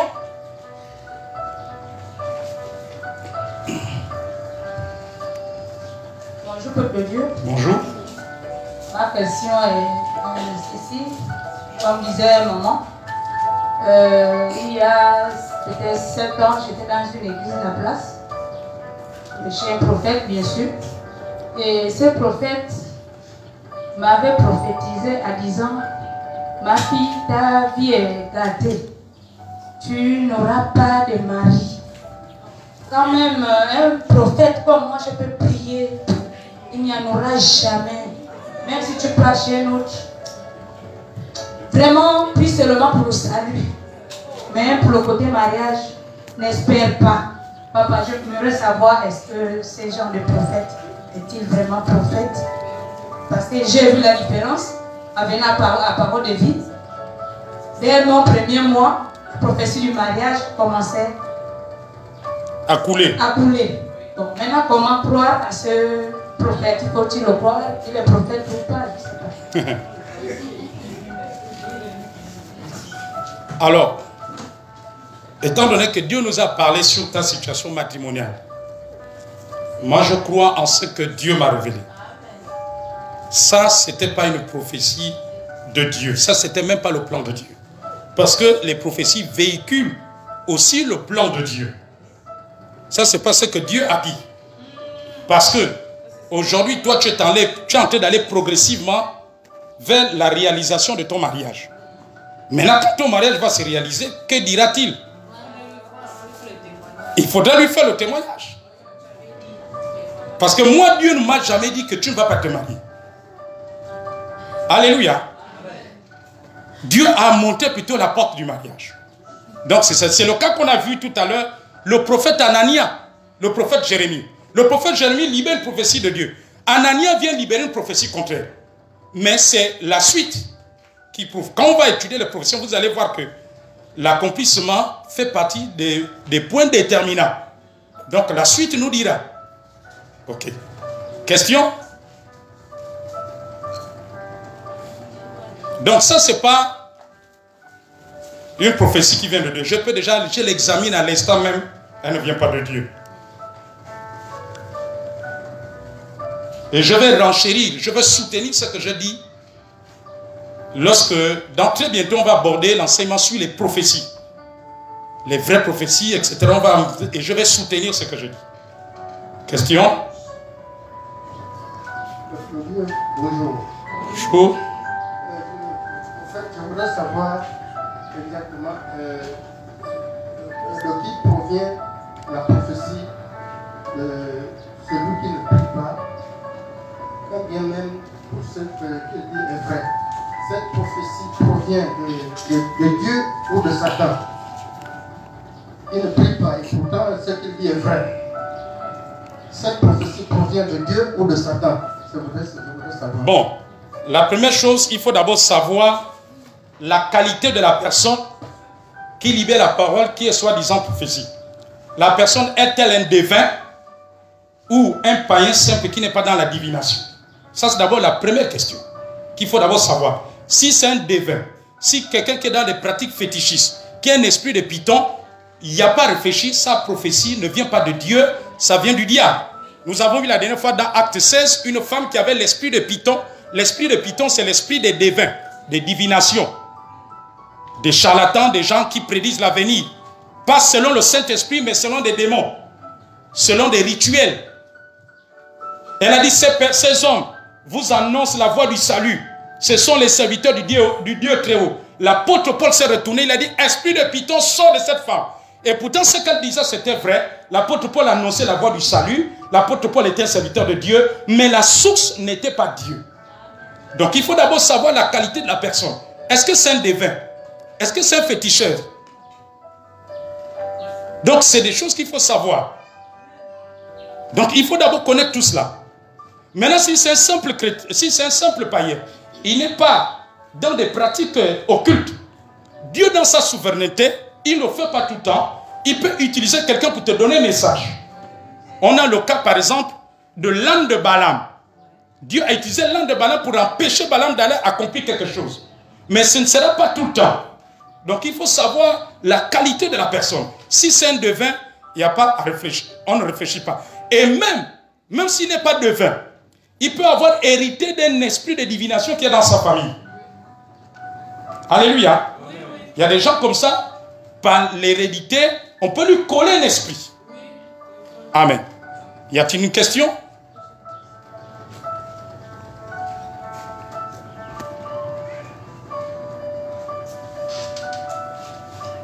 Alléluia. Avant de comprendre la question. Donc, quand vous êtes à ce genre de cas, venez toujours voir l'homme de Dieu, même en entretien.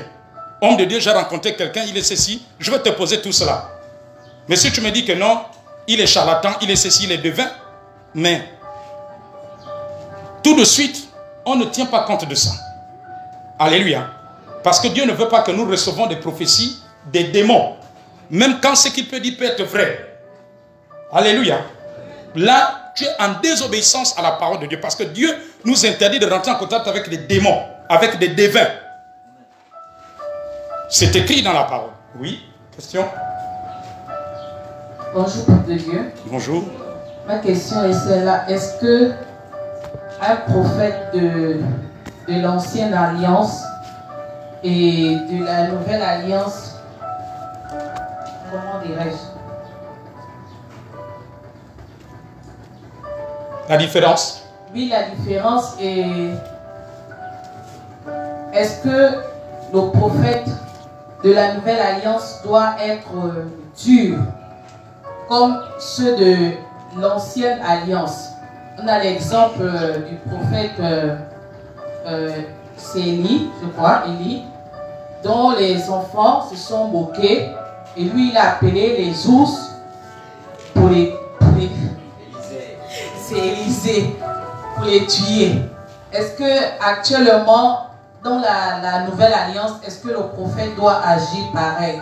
On a aussi Jean-Baptiste, il a dit à Hérode directement que non, toi tu as pris la fille la femme de ton frère, tout ça là. Lui a dit ça ouvertement. Est-ce que actuellement le prophète de la nouvelle alliance doit être comme ceux de l'ancienne alliance? Ok. Bon, lors de la phase 6, nous sommes dans la phase 5. Dans la phase 6, c'est bien noté ici, nous allons voir le prophète de l'ancienne alliance et de la nouvelle alliance. Donc, je vais ressortir un peu les points communs entre le prophète de la nouvelle alliance et l'ancienne alliance. Mais ce qu'il faut savoir fondamentalement, les prophètes de l'ancienne alliance et de la nouvelle alliance, ils ont tous le Saint-Esprit, ils ont tous les mêmes dons de révélation, ils libèrent tous les mêmes oracles, les mêmes qualités de messages. Dans la prophétie, il y a la prédiction, il y a les avertissements, il y a tout ce qui concerne la mission d'un prophète. On verra, lorsqu'on va voir les deux prophètes, il y aura quelques points que je vais relever. Alors, s'agissant du prophète Élisée, vous devez savoir une chose. Ça, c'était un peu à la fois une colère de lui qui s'était manifestée, mais il y a aussi un message. Ce qui est arrivé, il y a un enseignement, c'est-à-dire que Dieu fait comprendre à l'homme qu'on ne se moque pas de Dieu. Donc il y a ce point-là. On ne se moque pas de Dieu. Dans la nouvelle alliance aujourd'hui, c'est une alliance de salut. C'est-à-dire qu'on doit laisser Dieu lui-même exercer la justice. Même si quelqu'un se moque de nous, on n'est pas obligé de faire comme Élisée, qui a demandé que les ours viennent manger les enfants. Parce que Jésus, dans la Nouvelle Alliance, n'est pas venu pour la perte des pécheurs, mais pour qu'ils soient sauvés. Maintenant, la vengeance, les jugements appartiennent à Dieu. Aujourd'hui, dans la Nouvelle Alliance, c'est Dieu qui décide d'exercer sa sentence. Amen. D'exercer sa sentence. Mais toutefois, le prophète de la Nouvelle Alliance, comme c'est l'Ancienne Alliance, avertit toujours des jugements de Dieu. Quand il y a un jugement, quand Dieu se met en colère, le prophète de la Nouvelle Alliance l'annonce toujours. Il annonce. En ce qui concerne Jean-Baptiste, Jean-Baptiste avait dit ce que Dieu l'avait orienté de dire. Dieu l'avait dit ce que Dieu l'avait orienté de dire. C'est Dieu qui décide. Dieu peut demander à un prophète d'utiliser une démarche, comme il peut dire au prophète d'aller dire exactement ce qu'il lui a dit. Donc c'est ça. Donc allez dire exactement ce que Dieu l'a dit. Donc, dans ce cas, le cas de Jean-Baptiste est aussi un cas aussi particulier. Vous allez voir que Jean-Baptiste n'a pas été préparé par un ancien. Lui, c'est un cas particulier. Il a été préparé par Dieu lui-même. Et Dieu savait là où sa mission devait s'arrêter. Et Dieu sait pourquoi il a permis que Jean-Baptiste le dise clairement à Hérode. Question. Il y a un doigt là-bas. Ma question est la suivante. Est-ce que un vrai prophète, pour prophétiser sur la personne, il a besoin de demander la photo? Si, bon, je prends l'exemple, je viens voir papa, j'expose mon problème, peut-être ma famille, et papa va commencer à me dire, bon, qui est ta mère? J'ai dit, ma mère s'appelle telle. Bon, pour voir les choses de votre famille, il faut amener la photo de ta mère. Est-ce que c'est un vrai prophète? Bon, ça dépend. Suivez-moi. Si le Seigneur lui demande de prendre la photo, tu peux le faire. Maintenant, si lui, à chaque fois pour prophétiser, il faut la photo, là il y a un problème. Là il y a un problème. Vous voyez par exemple Agabus, quand il arrive à Césarée, il prend la ceinture, il a attaché la ceinture de Paul. Il avait besoin de la ceinture de Paul. En fait, Dieu l'a inspiré, l'a poussé à prendre la ceinture de Paul. Et il a commencé à prophétiser à partir de la ceinture. Donc Dieu peut pousser un prophète à te dire, amène la photo de tel. Et quand la photo arrive, l'onction coule, il commence à prophétiser. Maintenant, si un prophète te dit que pour prophétiser, il faut les photos, là il y a un problème. Parce que vous allez voir que les autres prophéties du prophète Agabus, il n'a plus utilisé des éléments. Quand il annonçait la famine, amen, il n'a plus pris un élément. Il est venu la libérer. Donc, ça, un vrai prophète, Dieu ne va pas faire de cela comme un dogmatisme. Ça ne va pas être comme quelque chose d'établi que pour prophétiser, il faut les photos. Non. Pour qu'un vrai prophète prophétise, il n'a pas forcément besoin de photos à tout temps. Ça peut arriver occasionnellement. Il peut arriver, il rentre dans la salle, ou bien quelqu'un au fond, il ne sait pas, la personne qui a le sac peut-être aller se soulager, il arrive, il prend le sac, il dit c'est à qui appartient ce sac.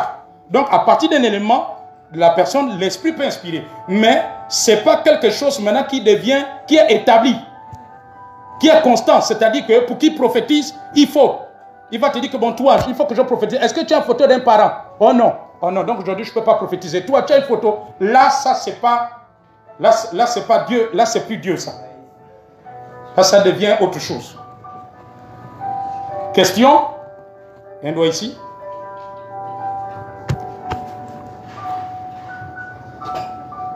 Ma question est la suivante. Vous avez dit tout à l'heure qu'un prophète vient de Dieu. Mais j'ai souvent remarqué que la plupart des prophètes qui ont été établis, qui ont été loin, mais ils n'ont jamais prophétisé. Durant tout son ministère.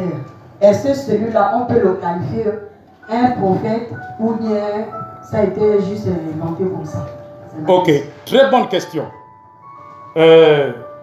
Lorsqu'on va terminer le chapitre sur les différentes catégories, les différentes sortes de prophéties, après ce chapitre-là, on va voir la différence entre le vrai et les faux prophètes. Si quelqu'un est réellement prophète et prophétesse, depuis, c'est pas 2 ans, 3 ans, 4 ans, 5 ans, tu ne prophétises pas, là, il y a un problème. Soit tu t'es autoproclamé, soit tu as voulu, tu t'es dit prophète, ou soit il y a un autre problème.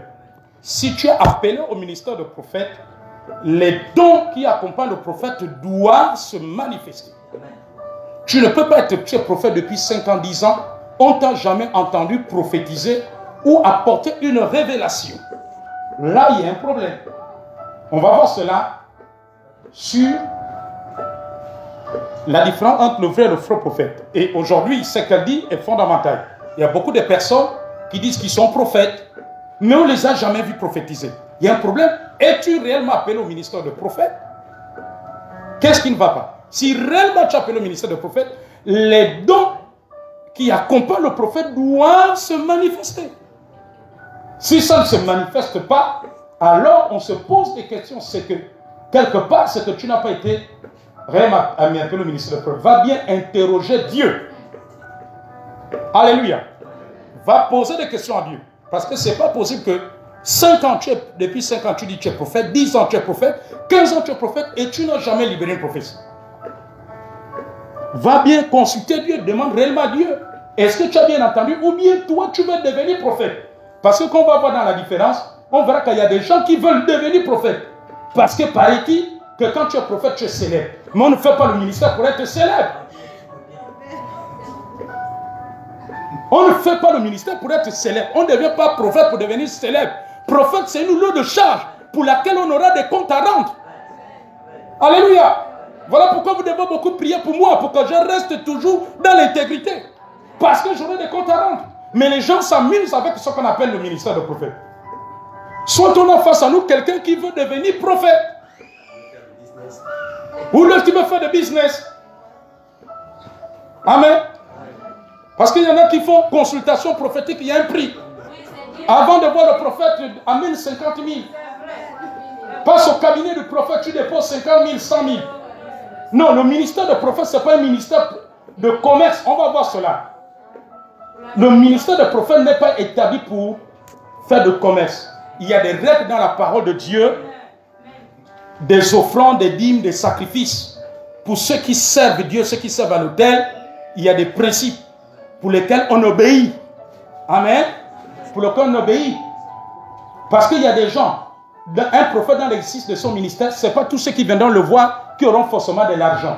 Il y a des gens qui peuvent venir, il a les mains vides. Mais le jour que Dieu le visite, il va se souvenir du prophète. Ce qui est normal. Alléluia. Mais ça ne doit pas être un commerce.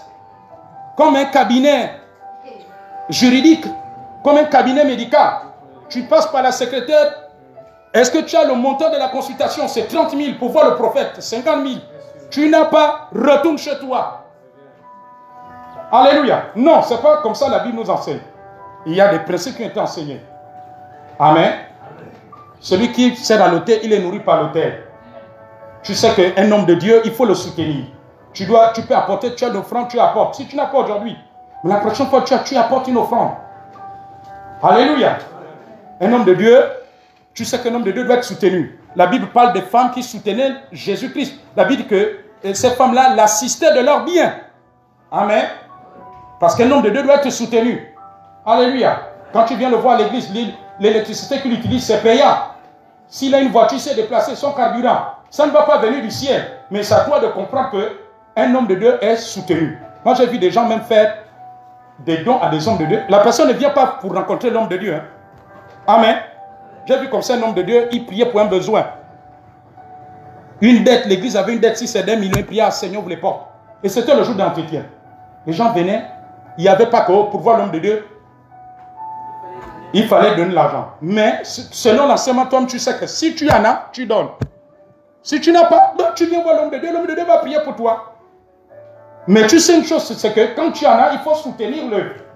Et ce jour-là, il y a une soeur qui est venue, elle s'est enregistrée, elle ne s'est pas enregistrée pour l'entretien. Quand l'homme de Dieu le reçoit, l'homme de Dieu, je ne suis pas venu pour un entretien. Tu es venu pour quoi c'est? Non, je suis venu pour faire un don. Elle a mené 1 million de francs. Elle a donné à l'homme de Dieu. Quand l'homme de Dieu a vu 1 million, la dette qu'il avait, que personne ne connaissait dans l'église, il a réglé la dette. Amen. Ça, c'est quelqu'un qui a compris qu'on soutient l'œuvre de Dieu. Mais l'homme de Dieu n'a pas institué que pour me rencontrer, paye 50 000, paye 100 000. Alléluia. Donc on ne fait pas le ministère de prophète pour transformer un cabinet. Alléluia. Amen. Mais un enfant de Dieu enseigné, c'est qu'on assiste les hommes de Dieu avec les biens. Alléluia. Amen. Voilà. Donc, l'homme de Dieu n'a même pas besoin de faire cabinet, tout ça là. Lui, c'est que tu as été enseigné, tu connais la règle qu'il faut appliquer. C'est tout. Amen. Il y a des gens, par exemple, qui viennent me voir, ils n'ont pas d'offrande, j'ai pris pour eux. Et puis une autre fois, j'oublie, la personne m'appelle au prophète. Mais vous avez prophétisé sur moi, voilà, j'ai pensé à vous. Amen. Mais je n'exige pas que, bon, pour me voir ici, payer 50 000, payer 40 000, payer. Mais on vous enseigne à soutenir l'œuvre. Alléluia. À soutenir les hommes de Dieu. Question? Là-bas. Qui n'a pas encore posé la question? Tu avais déjà posé? Bon, on va privilégier ceux qui n'avaient pas encore posé. Là-bas, question là-bas. Je crois que ça va être l'avant-dernière. Bonjour, Papa de Dieu. Bonjour. Est-ce qu'un prophète, il est conduit par son propre esprit pour être prophète, ou c'est d'autres prophètes qui le conduisent, ou il est conduit par l'Esprit de Dieu pour être prophète, pour avoir cette prophétie? Ok. Comme on l'a dit dès le départ, le prophète est appelé par Dieu. Le prophète est conduit par Dieu. C'est Dieu qui le conduit. Il n'a pas besoin d'être conduit par quelqu'un. Il doit se laisser conduire par Dieu. Une brebis ne doit pas le conduire. Un homme riche dans l'église ne doit pas le conduire. Un collaborateur ne doit pas le conduire. C'est l'Esprit de Dieu qui le conduit. Donc, c'est ça. Dernière question. C'est toi qui voulais pour la dernière question. Est-ce qu'un prophète, pour prier pour quelqu'un, il faut demander d'abord de l'argent? J'ai été invitée dans une église et le pasteur de là-bas, le prophète, il a commencé à parler et puis il est venu vers moi. Il m'a dit, le 20 novembre, tu vas mourir. Et je lui ai dit, je ne mourrai pas, je ne veux pas mourir. Je vais mourir pourquoi? Tu vas mourir, mais pour que tu ne puisses pas mourir. Tu as quel âge? Donne-moi ton âge et tu amènes l'offrande. Je ne vais pas prier pour toi si tu n'amènes pas l'offrande. Que tu ne meurs pas. Je lui ai dit, cache que je ne peux pas mourir. Donc, est-ce que c'est normal pour un prophète, avant de prier pour la personne, il faut d'abord amener l'argent, une somme d'argent qui t'impose, il t'impose la somme et c'est telle somme. Est-ce que c'est normal? Je ne suis pas d'accord avec ça. Alléluia. Parce que moi-même, pour prier pour les gens ici, je ne leur dis pas, donne-moi d'abord l'offrande avant de prier pour toi. Amen. Alléluia. Lorsque le prophète Élisée est allé prier pour la guérison de Naaman, il ne lui a pas demandé l'argent. Amen. Donc ça, ce sont des déviations. Un prophète n'a pas besoin d'abord qu'on lui dépose l'argent pour prier pour toi. C'est différent si toi tu viens, tu dis prophète, avant que tu ne commences à prier, je dépose l'offrande. Ça c'est autre chose. Mais ce n'est pas le prophète d'imposer. Alléluia. Donc il y a beaucoup de choses à revoir. Amen. Il y a beaucoup de choses à revoir. C'est toi, quand tu as été enseigné, tu peux revenir vers le prophète avec une offrande. Mais pas que pour prier, il faut l'offrande. Amen. Donc il y a beaucoup de choses à revoir. Voilà pourquoi il y a cet enseignement. Sinon ça devient comme du commerce, du marchandage. Avant de prier, tu déposes offrande. Ou avant que je ne prophétise. Non, mon fils, ma fille, j'ai une prophétie pour toi. Mais je ne peux pas prophétiser si tu ne déposes pas d'abord 100 000 là. Quand tu as déposé 100 000, là maintenant je vais libérer la prophétie. Non, ça c'est le commerce. Lisez la vie des prophètes. Même quand on est allé voir Samuel, le prophète, mais comme le peuple avait été enseigné qu'on ne va pas voir l'homme de Dieu les mains vides, Samuel n'a pas demandé. Mais les gens étaient enseignés, ils savaient que Quand ils allaient voir le prophète, ils apportaient une offrande. Et ce n'est pas le prophète qui fixait même le montant, qui exigeait un montant. Parce que tout le monde n'a pas la même poche, tout le monde n'a pas les mêmes niveaux de moyens. Alléluia. Tout le monde n'a pas le même niveau. L'autre peut venir voir le prophète avec 50 000. Toi, tu n'as pas d'argent, tu as une plantation, tu vas mener peut-être un régime de bananes.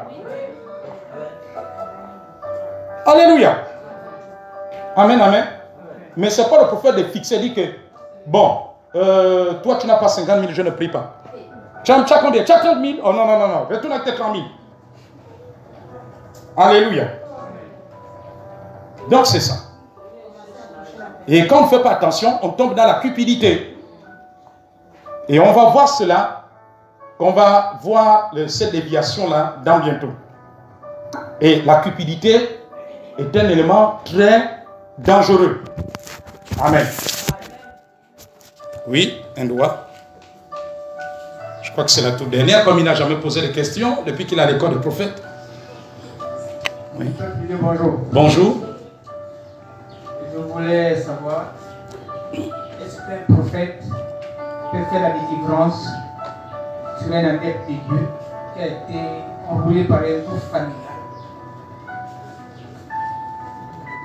Ça dépend. Qui a été enrôlé par un groupe familial? Oui. Dans quoi, par exemple? Dans la malédiction. Ok, d'accord.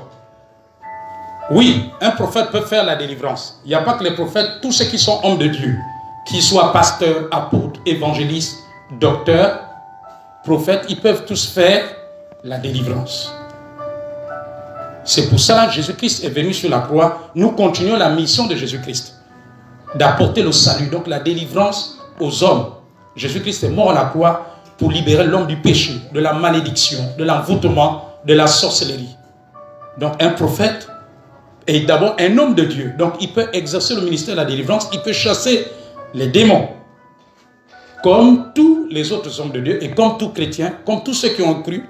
Jésus a dit, voici les miracles qui accompagneront ceux qui auront cru. En mon nom, ils imposeront les malades et les malades seront guéris. Ils chasseront les démons. Donc un prophète peut le faire. Amen. Ok, je crois qu'on va s'arrêter par là, par la question de ce bien-aimé. Nous allons nous tenir debout. Dis Seigneur ce matin, merci pour ta parole. Ta parole qui détruit l'ignorance. Ta parole qui nous éclaire. Car elle est une lampe à nos pieds et une lumière sur notre sentier. Sois loué, sois glorifié pour ces instants de communion, pour ces instants de partage. Merci pour la puissance de ton esprit. Merci pour la révélation du Saint-Esprit ce matin. Merci pour le toucher. Au nom de Jésus-Christ. Acclame très fort le Seigneur.